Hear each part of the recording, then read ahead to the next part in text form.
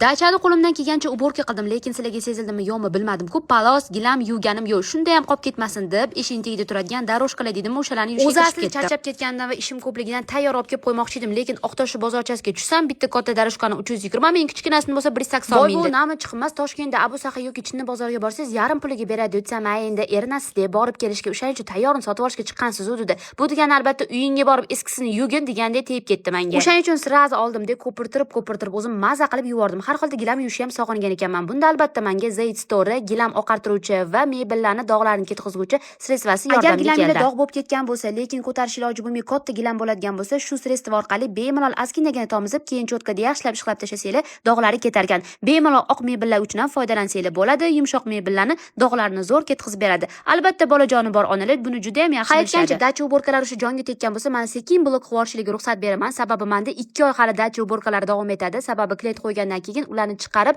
yana qayta tez uborka qilib klientlarga qo'yib turaman. Yana bitta ma'lumot, juda ham ko'pchilik ustimdan kulgan edi. Siz o'sha klient qo'yguningizgacha sezonlar ham o'tib ketadi. Umuman odam ham kelmaydi. Bu dalada dachangizga u yoq bu yoq degan gaplar bo'lgan edi. Lekin Allohga shukr, hammani oldida, ya'ni o'zimni xo'jayinimni oldlarida ham yuzim yorug' bo'ldi. 10-avgustgacha har kuni klient qo'yib bo'ldim. Meni podдержка qilganlarga, qo'llab-quvvatlaganlarga, har bitta videolarim kutib o'tirganlarga va like bosganlarga, yaxshi yomon komment yozganlarga, hammaga kattakon rahmat deyman. Sizlar menga eng katta motivatsiya berdinglar.